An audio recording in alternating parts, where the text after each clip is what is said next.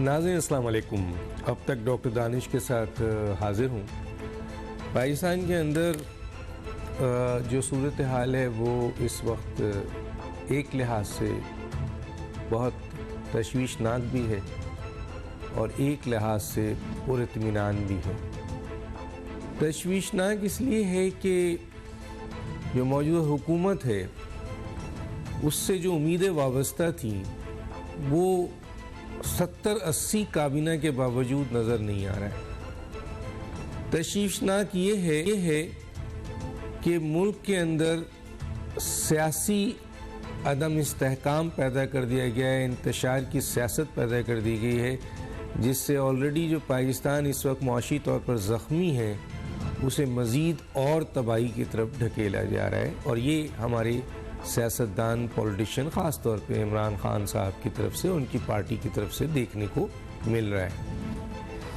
तीसरी चीज़ जो हमें नज़र आ रही है वो एकदम दहशतगर्दी जो है वो दोबारा तेज़ी से आई है, उसकी लहर।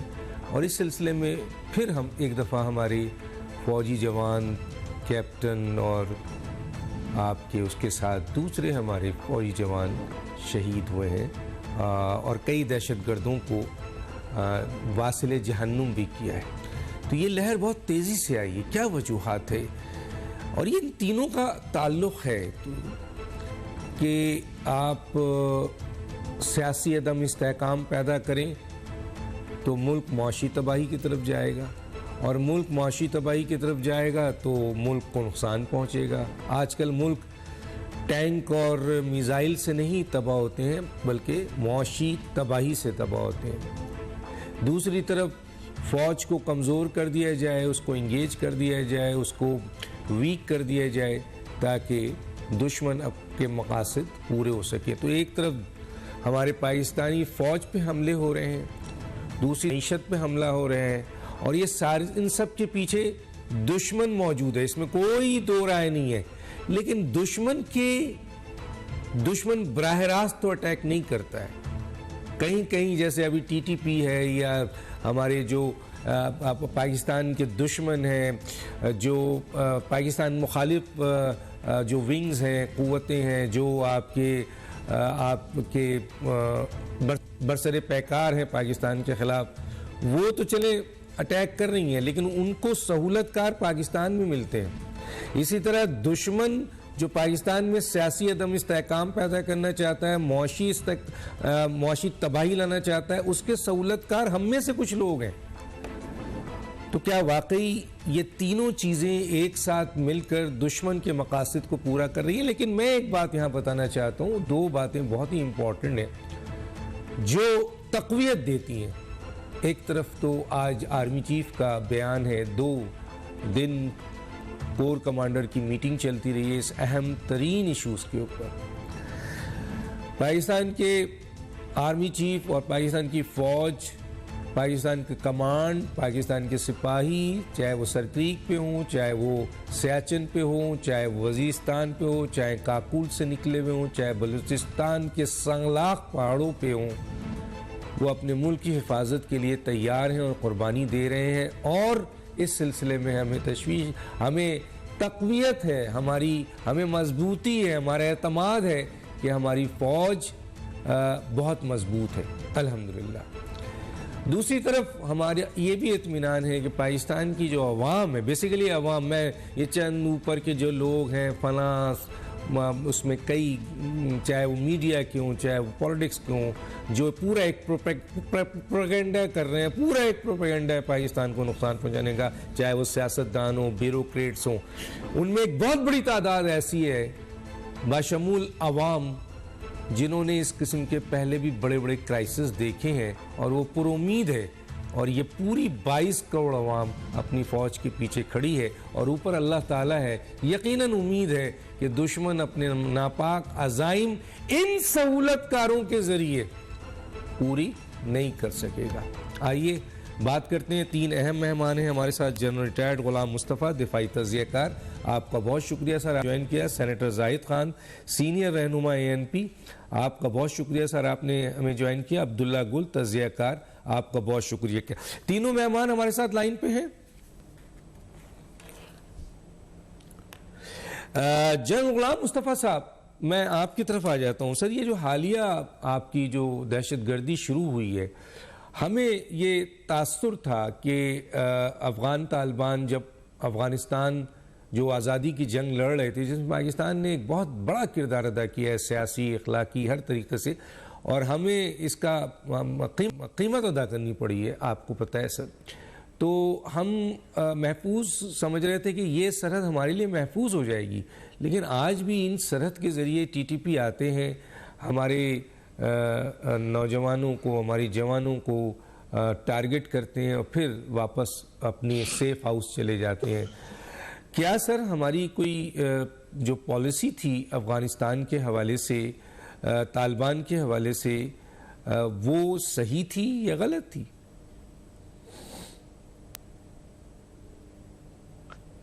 देखिए डॉक्टर साहब, सब चीज़ों को हम जब बात करते हैं तो हमने थोड़ी सी खुशफहमी का शिकार हम ज्यादा थे। इसलिए कि जब तालिबान ने काबुल पे कब्जा किया तो हमारा ख्याल ये था कि सब कुछ हंकी डरी हो जाएगा, ठीक हो जाएगा। चंद चीजें मैं आपके सामने रख देता हूँ। हमें ख्याल यह था कि अमेरिका खित्ते से निकल गया है, अमेरिका बूट निकले हैं, अमेरिका खित्ते से बाहर नहीं निकला, ना ही निकल सकता है, इस खित्ते को छोड़ नहीं सकता। वो उनके जो हवारी थे या जिनको वो सपोर्ट कर रहे थे वहां मौजूद थे, और जिन अफगान फौज हो या उनके एनडीएस हो या जो भी एलिमेंट्स थे वो मेल्ट हो गए थे, लेकिन मौजूद थे वहां पर। दूसरा जो बहुत बड़ा इशू ये था कि अफगान जो इस वक्त हुकूमत में है, अफगान तालिबान, वो एक मोनोलिथ नहीं है, उनके आपस में बहुत से ग्रुप्स हैं, उनके आपस में भी इख्तलाफात हैं, कुछ हार्डलाइनर्स हैं, कुछ जो मिडल ऑफ द रोड चलना चाहते हैं, उनके आपस में इख्तलाफात भी हैं। तीसरी बड़ी अहम चीज ये है कि उनका सारे अफगानिस्तान पर कंट्रोल नहीं था, ना भी है। और चौथी और आखिरी चीज ये है कि तहरीक तालिबान पाकिस्तान जो अफगान सॉइल पर मौजूद थी और जिनके बारे में हमारा ख्याल ये था कि उनको ये कलाकमा करेंगे, तो हम ये भूल गए कि ये वो लोग जो अफगान तालिबान के साथ कभी कभार मिलकर लड़ते भी रहे हैं और उनकी इमदाद भी करते रहे हैं। इसलिए अफगान तालिबान का टीटीपी को खत्म करना, मेरा ख्याल है कि हमारी गलतफहमी थी, को खत्म कर देंगे उसको। बहरहाल जब ये मामलात सामने अभी आना शुरू हुए हैं तो दो तीन चीजें बड़ी वाज़ेह हो गई हैं। एक तो ये जो मैं बार बार ये कहता रहता हूं कि अफगानिस्तान और पाकिस्तान ये जोग्राफियाई खित्ता है, इसको स्टेबल देखने नहीं चाहती बड़ी ताकतें जो हैं, मगरबी ताकतें खास तौर पर। इसलिए कि अफगानिस्तान स्टेबल हो जाए, पाकिस्तान स्टेबल हो जाए, अल्लाह करे, तो जिस कनेक्टिविटी की हम बात कर रहे थे कि जब ये सीपैक चलेगा, कनेक्शन हो जाएंगे, लिंक्स आएंगे, तो पाकिस्तान के जरिए तिजारत को फरोग मिलेगा, ट्रेडिशनल रिपब्लिक्स होंगी, साथ कैस्पियन रिसोर्सेज होंगी, तो ये खिता एक मालियाती तौर पर मगरब की जारदारी थी दुनिया के ऊपर, मालियाती तौर पर वो खत्म हो जाएगी इससे। तो वो उसको, उनको एक आंख नहीं भाती, इससे वो होने नहीं देंगे इसको। अब जब पाकिस्तान में एक पॉलिटिकल इंस्टेबिलिटी भी एक किस्म की आपको नजर आ रही है, आपने खुद ही कहा इकोनॉमिकली हम भी इस वक्त कमजोर हैं, तो ये दहशतगर्दी अचानक जो शुरू हुई है, ये तीनों को एक इकट्ठा इनका इफेक्ट करने के लिए, ताकि पाकिस्तान उस जगह पे आ जाए जब वो तमाम जो उनकी रिक्वायरमेंट्स है मगरबी दुनिया की वो मान ले, और जो दूसरे ममालिक हैं खासतौर पर भारत है, उनकी तमाम इजारादारी को न सिर्फ हम तस्लीम कर लें बल्कि मान लें कि जैसे वो चाहेंगे पाकिस्तान वैसे ही चलेगा। तो इस सूरत हाल में पाकिस्तान के लिए ये एक इतना बड़ा चैलेंज है जिसको शायद अभी तक हम पूरी तरह समझ नहीं सके। फिर आज आपने देखा हो तो कोर कमांडर्स कॉन्फ्रेंस से 2 दिन चली, उसका जो एलामिया जारी हुआ, उसका जो मेन एसेंस उसका यही था, पाकिस्तान की जो मुसल्लह फौज है, खासतौर पर फौज है जो जिसको इतना मतून भी किया गया, बार बार जिसके ऊपर हमले भी हुए, कभी एक तरफ से कभी दूसरी तरफ से, उन्होंने ये अहद कर रखा है कि इस अफरीद को कुचल दिया जाएगा और इसमें कोई तफरीक नहीं रखी जाएगी कि कौन है और कौन नहीं है इसमें। तो मैं तो ये तो स्टार्ट पॉइंट है, लेकिन मेरा अपना ख्याल ये था कि नई हुकूमत एक नेशनल सिक्योरिटी कमेटी की मीटिंग बुलाएगी जिसमें ये तमाम मामले जिसकी मैं जिक्र कर रहा था बैठ डिस्कस होंगे और एक ऐसी पॉलिसी सामने आएगी हमारे जो इन तमाम मसाइल को हल कर सकेगी या उनको एड्रेस कर सकेगी, इनके लिए हल तजवीज करेगी और पाकिस्तान उस तरफ चलेगा कि स्टेबल भी हो, इकोनॉमिकली भी अपने आप को बेहतर करने की तरफ चले। ठीक है। और फिर पूरी जमी के साथ पूरी जो कौम है वो दहशतगर्दी के खिलाफ जंग में उनको शिकस्त देने की जो कोशिश हमारी है उसमें कामयाबी हासिल करें। ठीक है, मैं आगे चल के पूछूंगा कि इंतशार की सियासत जो हो रही है इस मौके पे, जबकि मुल्क को सुकून की ज़रूरत है, मोहब्बत की ज़रूरत है, इत्तेहाद की ज़रूरत है, एक होकर दुश्मन को दिखाने की ज़रूरत है, उस मौके पे एक सियासी जमात मुकम्मल तौर पर इंतशार पैदा कर रही है। तो जहां साहब, मैं आपसे पूछूंगा कि इनके मकासद भी क्या, ये जो मुआशी दहशत गर्दी कर रहे हैं वो भी पाकिस्तान को नुकसान पहुंचाना है? मैं ज़रूर पूछूंगा। और इसका ये लिंक TTP और फिर क्या इंटरनेशनल जो फोर्सेस है उनसे मिली हुई है? मैं आता हूँ जाहिद खान साहब की तरफ पहले, अब्दुल्ला गुल साहब की तरफ आने से पहले। जाहिद खान साहब, फिर तो करजई की हुकूमत हो या अफगान तालिबान की हुकूमत हो, हमारा बॉर्डर तो सेफ नहीं है, हमारे फौजी तो सेफ नहीं है, हमारे मुल्क तो सेफ नहीं है। हमने तो बड़ी कुर्बानी दी है इसके लिए सर, तो क्या फिर कुर्बानी देना है हमने? क्या कहेंगे? डॉक्टर साहब, बहुत शुक्रिया। और ये अच्छा है कि जो हमारे नेशनल मीडिया है वो तो जमान पार्क लाहौर से इधर उधर नहीं होते हैं, तो सारा दिन और सुबह से शाम तक क्या कहा, फिर हुकूमत ने क्या जवाब दिया, इसी पे लगे हैं। लेकिन जहां तक अफगानिस्तान का और हमारे मुल्क का और खासकर पुख्तनख्वा का और बलूचिस्तान का मसला है, वो बहुत पेचीदा है। आपको याद होगा कि जब दोहा माहिदा हो रहा था तो हम बड़े खुश थे और हमारे प्राइम मिनिस्टर कह रहा था कि हमने तालिबान को अमेरिका के साथ बिठाया। ये हमने नहीं सोचा था कि उनके साथ तो बिठाया, लेकिन हमारा अपना क्या बनेगा? हमने जो इसको 40 साल यहाँ पे रखे थे और जाके अफगानिस्तान में जो कार्रवाइयाँ करते रहे, उसका नतीजा तो ये निकला।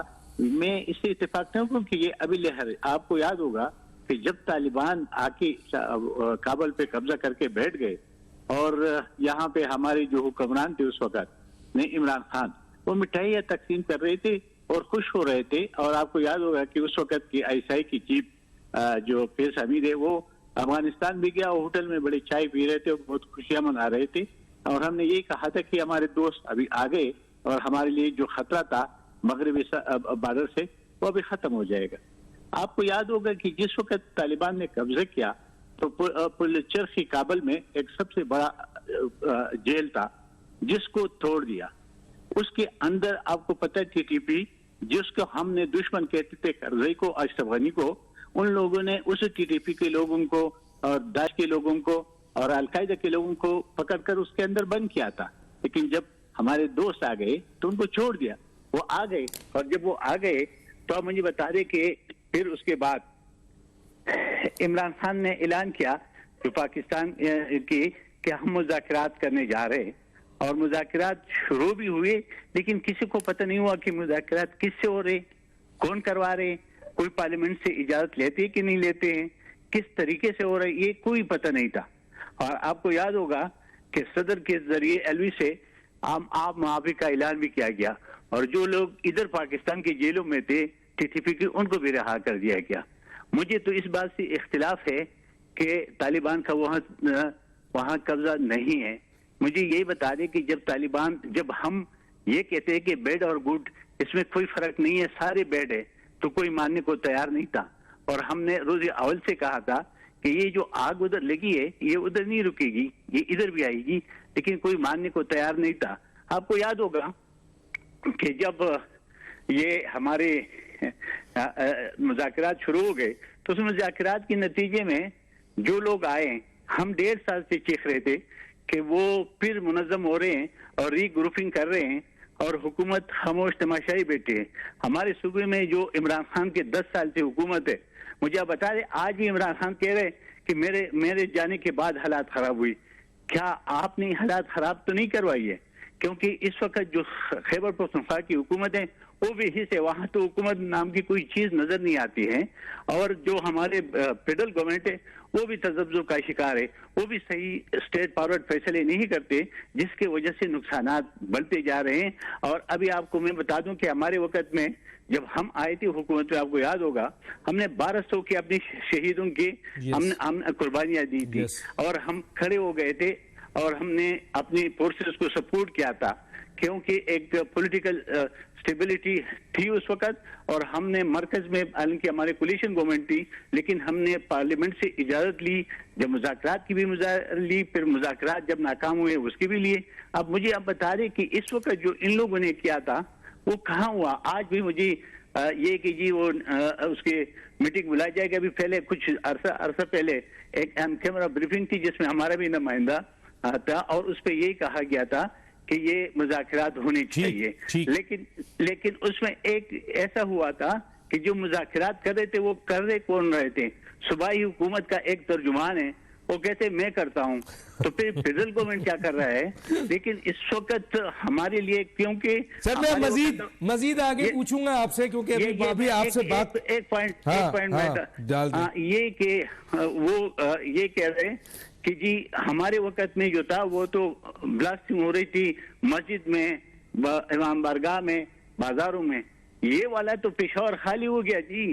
वो छीट बेचते कि बता दें तो बता नहीं देते तो टारगेट हो रहे। ठीक है, सारे वजीर बता दे रहे, बच्चे दे रहे। अब्दुल्ला गुल साहब, क्या हमारी अफगान पॉलिसी में सुकम था सर? क्या कहते हैं सर? बिस्मिल्लाहिर्रहमानिर्रहीम जी। दोनों मौजूद शुरका की गुफ्तगू मैंने सुनी। आपने अपने बयानिए में एक बड़ी अच्छी बात कही। आपने कहा कि मुआशी अदम इस्तेहकाम की वजह से ममालिक के अंदर खराबी पैदा हुई और रूस जैसा मुल्क जो है वो भी टूट गया।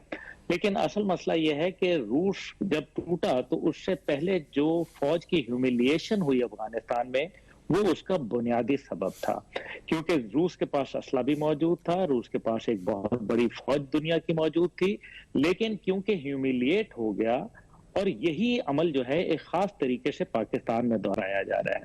हमारी अफवाज को तनकीद का निशाना बनाया जा रहा है और अपने ही अवाम जो है उनके मुखालिफ लाके खड़े करने की कोशिश की गई है, जिसके अंदर बैरूनी दुनिया जो है वो बात के ऊपर बहुत खुश है। और हिंदुस्तान के अंदर तो शादियाने बज रहे हैं खुशी के, और इसका तो इजहार वो 12 दफा कर चुके। अब दूसरी तरफ जो अहम बात है वो इसके ऊपर आ जाए कि हमारी अफगान पॉलिसी में क्या शुकम है क्या नहीं है।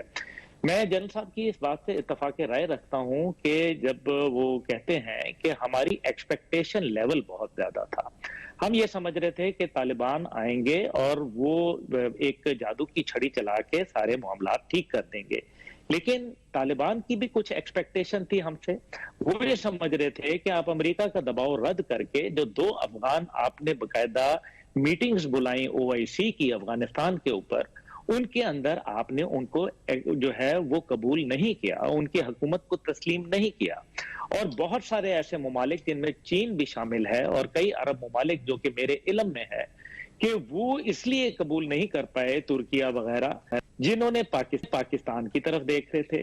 तो ये एक मेरे ख्याल में हमारा एक जो टर्निंग पॉइंट था ये था। दूसरी तरफ जो है एक थे मुजाहिदीन जो रूस के खिलाफ नबर्दाजमा थे, लेकिन उस वक्त बहुत सारे लोग जो थे वो सुर्ख सवेरे के इंतजार में भी इंतजार कर रहे थे और वो तुर्कम के बॉर्डर पे बाकायदा सुर्ख सवेरे को तलू होता देख रहे थे। लेकिन यहाँ बात जो हो रही है वो अहमियत के हामिल ये है कि इंडिया जो कि पहले जिसकी कोई वहाँ एक डेप्थ हासिल नहीं थी और शुरू में स्ट्रेटेजिक डेप्थ का बड़ा मजाक बनाया गया, जनरल साहब उससे वाकिफ हैं स्ट्रेटेजिक डेप्थ पॉलिसी से, तो फिर ये बताइए कि अब इंडिया ने जब 5 कौंसल खाने बना के वहाँ अशरफ गनी के और करजई हुकूमत के दौरान में जो डेप्थ हासिल की, और क्या उस दौरान जब अमेरिका वहां मौजूद था तो कुन्नड़ से दहशतगर्द नहीं आया करते थे? क्या उस टाइम पे बकायदा पाकिस्तान एयरफोर्स को जो है बकायदा जमातुल अहरार के खिलाफ ऑपरेशन नहीं करना पड़ा? क्या ऐसा हकीकत नहीं है कि दहशतगर्दी के सबसे ज्यादा जो वाकयात पेश आए वो उन हम दिनों तो आए आज की बात जब कर रहे हैं अमेरिकी सर। ड्रोन, हम तो अब्दुल्ला गुल देखिए, मैं साहब, यही कह रहा हूं कि हम अब्दुल्ला गुल उस साहब, वक्त अशरफ थे। गनी साहब और आपके करजई साहब की हामिद मौजूदगी करजई। अफगानिस्तान में, पाकिस्तान का वो बॉर्डर सेफ नहीं था, पाकिस्तान का बच्चा बच्चा जानता है। लेकिन हमें ये कहा गया था कि जिस दिन अफगान तालिबान यहाँ हुकूमत में आएंगे, पाकिस्तान का ये जो एरिया है, ये बॉर्डर जो है वो सेफ हो जाएगा। तो हम उनकी मिसाल ना देना, हम तो आज की बात करें।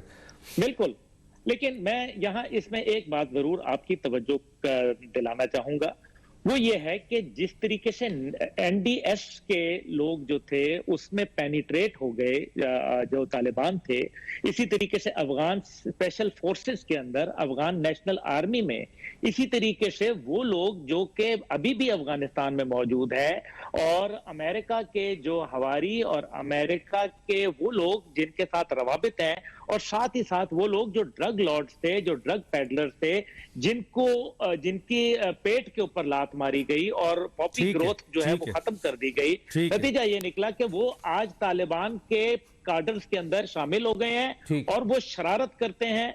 और अभी तालिबान को भी ये चाहिए कि पाकिस्तान के हवाले मैं सोल्यूशन क्या हूँ, मैं तालिबान को क्या चाहिए, तालिबान, हाँ जी, तालिबान को क्या चाहिए सर?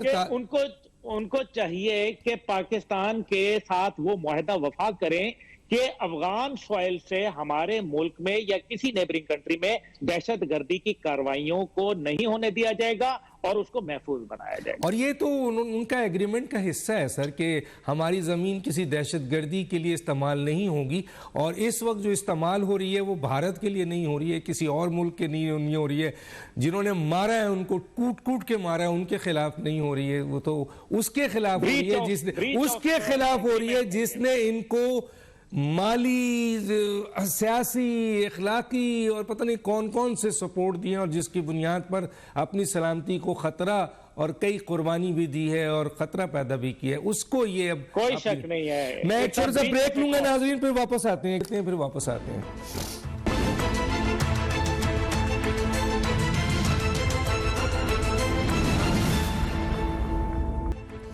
वेलकम बैक जी। मैं आता हूँ जनरल गुलाम मुस्तफ़ा साहब की तरफ। गुलाम मुस्तफ़ा साहब, देखें, एक तरफ तो टीटीपी हमला कर रही है, इसके साथ बलूचिस्तान में भी वो अलहदगी पसंद हैं, वो भी हमला कर रहे हैं। ज़ाहिर है इसके पीछे पूरा का पूरा एक रॉ है, मोसाद है, इंटरनेशनल है। हम बार बार ये कह कर लोगों को ये अंडरस्टूड है। लेकिन ये क्या हो रहा है सर? ये पाकिस्तान के अंदर जो सियासी अदम इस्तेहकाम पैदा किया जा रहा है, जो इंतशार पैदा किया जा रहा है, क्या ये इससे पाकिस्तान और फौज पे हमले किए जा रहे हैं, फौज को आवाम से लड़ाया जा रहा है, तो ये क्या है सर? ये हम में से ये लोग क्या उसी एजेंडे का हिस्सा है जो इंटरनेशनल एजेंडा है कि पाकिस्तान को नुकसान पहुंचाया जाए? जी देखिए, तो ये बदकिस्मती के हम बड़ा नैरो व्यू ले रहे हैं इस चीज का। देखिए, पहले एक तरफ से फौज पे हमले होते रहे, बाकायदा नाम लेके जलसों जुलूसों में बात होती रही, अब दूसरी तरफ से शुरू हो गए, तो दोनों तरफ बीच में आके फौज तो पिसके रह गई है। इसमें फौज की लीडरशिप को अटैक होता रहे। बारहा हमने ये कहा कि फौज को आम रैंक एंड फाइल को लीडरशिप से अलग नहीं कर सकते। ये इसमें खुदा खास्ता कोई जरा सी भी दरार पड़ी और इत्मीनान में जरा सी भी कमी आई तो बहुत नुकसान होगा पाकिस्तान का। फिर अवाम के और फौज के दरमियान जो एक मजबूत तरीन रिश्ता जो पाकिस्तान के अल्लाह ताला के बाद सबसे बड़ी ताकत है, उसको अगर कमजोर करने की कोशिश करेंगे तो भी पाकिस्तान को नुकसान पहुंचेगा। तो ये जिस तरफ से भी हुआ पाकिस्तान के लिए बहुत बुरा हुआ, अच्छा नहीं हुआ इस चीज का। जहां तक सियासी इंतशार का ताल्लुक है, देखिए एक पार्टी नहीं है इसमें, ठीक है। इमरान खान साहब ऑपोजिशन में बैठकर वो लगातार एक नैरेटिव लेके चल रहे हैं और बाकायदा उन्होंने एक महाजराई का एक खोल रखा है, लेकिन इसमें अब जो हुकूमत वक्त है वो भी अपना शेयर डाल रही है जितनी उनकी सकत है इसमें। तो दोनों जो ग्रुप्स हैं, दोनों सियासी जमातें हैं, ये कह लीजिए दोनों सियासी either side of the political divide, उनको दो तीन चीजें बड़ी समझनी पड़ेगी कि पाकिस्तान की मजबूती है तो सियासत भी चलेगी। पाकिस्तान की मजबूती की जामन पाकिस्तान की अफवाज और पाकिस्तान के अवाम के दरमियान वो मजबूत रिश्ता है जिससे पाकिस्तान की फौज को तकवीत पहुंचती है। बल्कि जंग तो कौमें लड़ती हैं, फौज तो सिर्फ एक हथियार है कौम के हाथ में। गुड। कौम जिस तरह चाहेगी उसी तरीके से वो फौज लड़ेगी उसमें। तो ये चीज हमें समझने की जरूरत है। और पाकिस्तान को अगर आपने कमजोर देखना है, पाकिस्तान को कमजोर करना है, तो पाकिस्तान की आप इकोनॉमी पॉलिटिक्स के साथ आप जब लेके आते हैं, फौज की कमजोरी को लेके आते हैं। अब देखिए कि फौज इस खित्ते में जिन हालात के तहत पाकिस्तान इस वक्त सर्वाइव कर रहा है, इसमें फौज पाकिस्तान का मजबूत होना, यकसू होना, फोकस्ड होना अपने जॉब पर क्रिटिकल है वो। और मेरा तो अपना ख्याल ये है कि हमारी तमाम सियासी जो कुव्वतें हैं इनको ये बात समझनी पड़ेगी और अपने अफवाज को, अफवाज की लीडरशिप को निशाने बनाने की जो रविश है ना उसको तर्क करें, बल्कि अगर अफवाज ये कोशिश कर रही हैं कि अपने आप को, जैसे आज के एलामिया में बड़ा वाज़ेह हो गया है कि किसी किस्म का और तस्करा नहीं था, सिर्फ इस एक बड़े खतरे की निशानदेही की गई थी जो हम सब महसूस कर रहे हैं।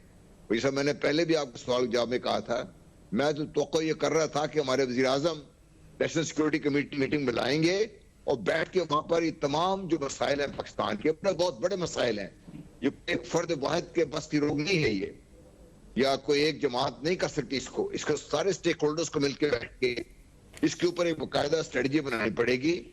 और जिस तरीके से हमने माजी में जो बात करें नेगोशिएशंस की, मैं शुरू दिन से इसके खिलाफ रहा हूं कि आप नेगोशिएशंस करें, लेकिन नेगोशिएशन के लिए एक खास वक्त होता है, खास हालात उनमें हो सकती है। ठीक। अगर हमने अखवान तालिबान के कहने पे की तो उनकी तो खुद अपने मुल्क पे उतनी ज्यादा होल्ड नहीं है, वो पाकिस्तान को कैसे गारंटी दे सकते हैं? ठीक। और फिर ये है कि जो ये तालिबान साहब मुआहदे करेंगे कहाँ चलेंगे?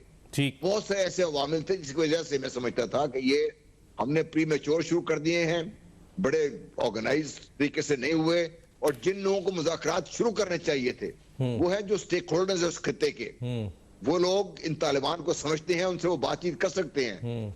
हमने बड़े हाईएस्ट लेवल पे ले जाकर एक बहुत बड़ी गलती ये की, हो सकता है मैं गलत हूं लेकिन मैं ये सोचता हूँ हमने उनको एक पॉलिटिकल रिकॉग्निशन दे दी है, बिल्कुल, जिसकी वजह से उनके हौसले बड़े हैं, बहुत बढ़ गए। अब उनको पहाड़ों में नहीं है सर, अब वो जमीन पे हैं, उनके पास लेटेस्ट इक्विपमेंट है। अमेरिका ने वहाँ दुनिया के लेटेस्ट इक्विपमेंट दे दिया है, उनके पास मिसाइल है, उनके पास जहाज है, उनके पास बहुत कुछ आ गया है। तो पाकिस्तान को सोचना पड़ेगा। बहुत अच्छी बात की आपने, बड़ी ज़बरदस्त। मैं आता हूँ जनाब ANP साहब की तरफ। सर, ये नेशनल सिक्योरिटी का इजलास वज़ीर आज़म को बुलाना चाहिए।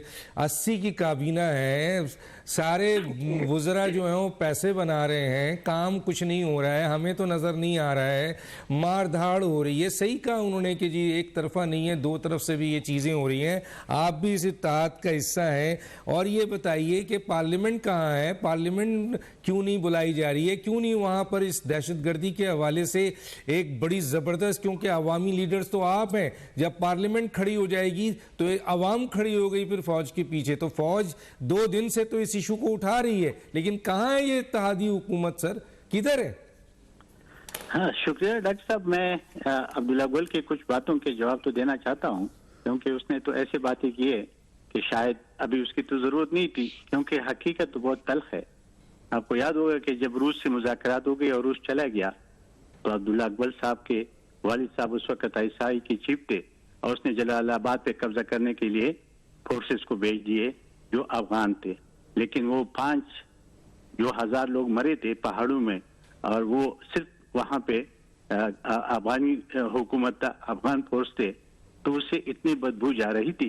वो भी याद रखे, हमने तो हमेशा के लिए ये कहा है कि मुदाखलत नहीं करनी चाहिए, क्योंकि जब मुदाखलत करेंगे तो उसके असरात उधर नहीं रहेंगे और वो असरात इधर भी आएंगे। आपने बात की मौजूदा हुकूमत की, ठीक है, लेकिन मुझे आप ये बता दें कि जब ये जिसको हम गुड तालिबान कहते थे, हमने कहा कि अफगानिस्तान में कर्जे की या अशरफ गनी की हुकूमत की 30% पे अफगानिस्तान पे रूल चलता है, 70% पे अफगान तालिबान का है। ये बात ये सब कहते रहे ना। आप मुझे ये बता दें कि मैंने एक बात की लेकिन उसके तरफ कोई नहीं गया कि जब पुलिस चरखी को तोड़ दिया गया और इसके अंदर जब आपके दाइश के लोग थे, जब अलकायदा के लोग थे, जब TTP के लोग थे, वो कहाँ चले गए? वो किसने छुड़ाए? और वो जो आप कह रहे कि अमेरिका असलहा तो अफगान तालिबान को मिला, तो TTP के पास किधर से आया? आज आपके वजीरिस्तान में टीटीपी की कब्जा है। आप वो सारी झंडे अपने लहराते, लोग निकलते नहीं है, आपकी फोर्सेस रात को तो निकलती नहीं है, दिन को भी वहां पे नहीं है।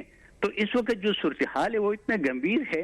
जहां तक हुकूमत की बात है, नेशनल सिक्योरिटी कमेटी का मीटिंग अभी पहले बुलाया गया था, जिसमें मैंने कहा था कि हमारा भी नुमाइंदा था, जिसमें ब्रीफिंग दी गई। लेकिन हमारे सूबे की जो चीफ मिनिस्टर है, आलन की 3 अमेंडमेंट के बाद हर सूबाई हुकूमत की जिम्मेवारी है, तो उसने बॉयकॉट किया, उसमें नहीं आया। तो अगर हम तकसीम है तो फिर तो जो मर्जी पैदा हमसे ले ले। हम इस वक्त बिल्कुल तकसीम है। अब इमरान खान, मैंने जब आपको अर्ज की, हमारे 250 जो कमांडोज है पुलिस, वो बनीगाला में और जमान पार्क पे रह रहे हैं। वहां पे पुलिस जो हमारे है वो बिल्कुल मफलूज हो चुकी है। पुलिस का जो इस वक्त मोराल है वो बिल्कुल डाउन हो चुका है, वो मुकाबला कर ही नहीं सकते हैं। इसलिए वहां सूरत हाल तो ऐसी है। लेकिन ये सही है कि फेडरल गवर्नमेंट को फिर भी, क्योंकि फेडरल गवर्नमेंट के पास इख्तियारात बहुत है। जहां तक आपने 80 की कैबिनेट के बाद की, हमारा तो न कोई वजीर है उसमें, न कोई मशीर है, लेकिन हम सपोर्टर है। ये हक हम पे भी बनता है कि हम पूछे। तो हमने कहा है उनको कि भाई आप अपना जो आईन में आपको जो इख्तियार दिया जाता है, सुबह के अगर आपके साथ कोऑपरेशन नहीं करता है तो आप इस पे बैठकर इसका कोई हल ढूंढे। क्योंकि इस वक्त मैं आपको कहता हूं कि हमारे सूबे का इससे पहले जो हालात जितना भी खराब थे उससे इतना ज्यादा नहीं थे कि जब अभी है। आप पेशावर शहर से कोई बंदा, आपको पता है कि वहां जितने बिजनेसमैन है वो सारे भाग गए। वो उनको एक चिट जाता है कि बता दे जाओ, अगर नहीं देते हैं तो फिर उसको टारगेट करता है। जी जी, केपीके की बिल्कुल आप सही कह रहे हैं। केपीके हमारे वजीर, हमारे चीफ मिनिस्टर से लेकर वजीर, बिल्कुल बिल्कुल केपीके की हुकूमत नाम की वहां कोई चीज नहीं है। वहां दंदनाते फिर रहे हैं। वहां पर जो वुज़रा हैं और चीफ मिनिस्टर्स हैं वो अपनी पनाहों में छुपे हुए हैं, तो वो कहां से मुकाबला करेंगे।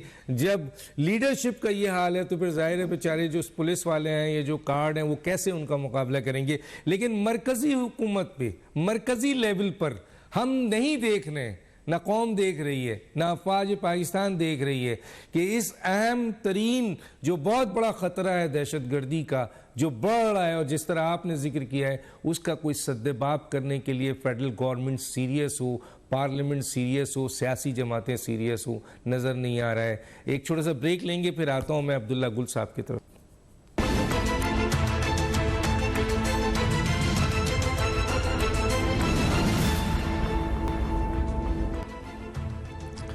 Welcome back. अब्दुल्ला गुल साहब, जो आपने बोलना है ज़रूर बोलिएगा। मेरा एक सवाल है, वो मैं दे दूं आपको, कि आजकल के दौर में अगर किसी मुल्क को नुकसान पहुंचाना है तो उसकी मईशत को पर हमला करो और फ़ौज पे हमला करो। ये 2 तरीक़ेकार हैं जो हम सुन रहे हैं। अच्छा सर, टीटीपी जो है वो फ़ौज पे हमला कर रही है और पीटीआई जो है वो फ़ौज और मईशत दोनों पे हमला कर रही है। तो टीटीपी और पीटीआई में क्या फ़र्क है सर? डॉक्टर साहब, आपने बड़ा इंटरेस्टिंग सवाल किया। देखें, बात यह है कि अफवाज पाकिस्तान ही क्यों, क्योंकि आलम इस्लाम के अंदर वाहिद जो न्यूक्लियर पावर है और आलम इस्लाम की सुपर पावर है वो अफवाज पाकिस्तान और पाकिस्तान मुमलकत खुदादाद पाकिस्तान है। ये चीज दुश्मन को भाती नहीं है। और जाहिर है जब से अफगानिस्तान से एग्जिट हुआ है तो उसके बाद से 2 ममालिक बहुत परेशान है, एक भारत और दूसरा जो है वो इसराइल। वो ये कहते हैं कि खित्ते से अगर जो अमेरिका चला गया तो फिर हमारा क्या बनेगा। इसलिए वो पाकिस्तान को डीन्यूक्लियराइजेशन की तरफ जो है वो धकेलना चाहते हैं, जिसकी वजह से मुआशी अदम इस्तेहकाम जो है वो एक ऐसे तरीके से पैदा किया गया और ग्रे लिस्ट से हमें तब निकाला गया जब हमारे सांस तकरीबन जो है वो जिस्म को छोड़ने के करीब था। तो अब ना भी निकलता तो कोई फर्क नहीं पड़ता था। लेकिन मैं समझता हूं कि स्टेट बैंक को इंडिपेंडेंट करना, उसके बाद जो मुआशी पॉलिसी का तो धड़न तख्ता तभी हो रहा था, वो तो नजर आ रहा था। आप भी उस पर मुतअद्दद प्रोग्राम कर चुके हैं, मैं भी कई दफा उस पर आप ही के प्रोग्राम में लबकुशाई की, लेकिन नतीजा जो हुआ वो आपके सामने है। अब टीटीपी जो है वो एक बदले की जंग से शुरू हुए, लेकिन अब वो आलाकार बन चुके हुए हैं। और वो एक खास मकसद से जिस दिन जनरल आसिम मुनीर साहब ने चार्ज संभाला उस दिन उन्होंने ऐलान कर दिया एक नई दहशतगर्दी की लहर का। और दूसरी तरफ हमें ये भी सोचना चाहिए है कि भारत में इंतखाबात जो है वो 2023 में आ रहे हैं, और जब भी भारत में इंतखाबात आते हैं पाकिस्तान के हवाले से उनकी पॉलिसी में एक बड़ा वाज़ेह तब्दीली आती है, और साथ ही साथ जो है वो एग्रेसिव पॉलिसी की तरफ चले जाते हैं और हमारी ईस्टर्न जो बॉर्डर है उसके ऊपर कोई ना कोई जो है वो वारदात करते हैं। लेकिन उसके लिए वो तैयारी ये कर रहे हैं कि जो वेस्टर्न बॉर्डर से पाकिस्तान फौज है उसको वहां ज्यादा इंगेज किया जाए, जो हमारे वहां ट्रुप्स बैठे हुए हैं मजीद वहां हमें ट्रुप लगाने पड़े। यही वो वजूहात हैं कि हमें जो है मुश्किलात का सामना है। इसमें कोई दो राय नहीं है कि इस टाइम पे केपी के अंदर जो हुकूमत है उसकी तरफ से कोई अफवाज पाकिस्तान को किसी किस्म की सपोर्ट नहीं आ रही, और आपने सीटीडी के हवाले से उनकी कार्रवाई देख ली, यानी कि पूरे सूबे की जो सीटीडी थी, पूरे सूबे की जो पुलिस थी वो नाकाम हो गई और इवेंचुअली अफवाज पाकिस्तान को वहां शहादतें देके एक अल्हम्दुलिल्लाह एक बहुत बड़ा मंसूबा नाकाम बनाया। लेकिन साथ ही साथ हमें ये देखना है कि ऐसा ये सारा का सारा इसलिए हो रहा है कि पाकिस्तान आई ऑफ द स्टॉर्म है। दुनिया को मालूम है कि पाकिस्तान को अगर इस तरीके से अगर उन्होंने एंगेज नहीं किया तो पाकिस्तान जो है वो सेंट्रल एशिया तक जो है वो उसकी रसाई हो जाएगी और मुआशी इस्तेहकाम जो है मुल्क में आ जाएगा। लेकिन जिस तरीके से पहले आपने देखा कि हमारे मुल्क में बड़े बड़े वाकयात हो गए, कश्मीर का वाकया हो गया, कोविड आ गया, लेकिन ये लोग इकट्ठे नहीं बैठे। लेकिन हमने आर्मी पब्लिक स्कूल के वाकये के बाद जब हमने देखा कि नेशनल एक्शन प्लान पे जब सारे स्टेक होल्डर्स इकट्ठे बैठे तो नताइज जो थे वो निकले। लेकिन हमें यह भी याद रखना चाहिए कि सिर्फ आज का ही नहीं, हमें रूस का दौर का भी जरूर मवाजना करना चाहिए कि तब जो दहशतगर्दी के वाकयात होते थे, जनरल साहब बैठे हैं, क्या बोरी बाजार, लंडा बाजार, कश्मीरी बाजार में एक एक वक्त में 300 लोग नहीं गए? क्या रूस की जो स्पैटना बटालियन थी वो क्या पाकिस्तान के अंदर आके दहशतगर्दी नहीं किया करती थी? क्या जो है वो अमेरिका के दौर में पाकिस्तान में ये जो अरशदार जान गई हैं, ये किस दौर में गई हैं, ये भी आना चाहिए। और जहां तक ताल्लुक है मेरे वालिद के हवाले से, मैं जरूर ये बातें करना चाहूंगा कि इसके मुतालिक वो इंटरव्यू कई दे चुके हैं, उनको मुलाहिजा कर लें, और उसका रिबटल कभी नहीं आया। उन्होंने कहा कि उस वक्त की जो प्राइम मिनिस्टर थी उनके हुक्म के ऊपर ऑपरेशन जलालाबाद किया गया, और अगर वो इतने ही नाकाम थे तो फिर जर्मन हुकूमत ये क्यों कहती है कि उस शख्स के नाम हम सलाम पेश करते हैं जिसने दीवारें बर्लिन को गिराने में अहम तरीन किरदार अदा किया? उस वक्त की तमाम किताबें देख लें जिसके अंदर वो कहते हैं कि रूस को तोड़ने में पाकिस्तान को सेहरा जाता है, और पाकिस्तान के अंदर वो मेरे वालिद का नाम लेते हैं, पाकिस्तान की ISI का नाम लेते हैं, पाकिस्तान की अफवाज का नाम लेते हैं, पाकिस्तान की हुकूमत का नाम लेते हैं।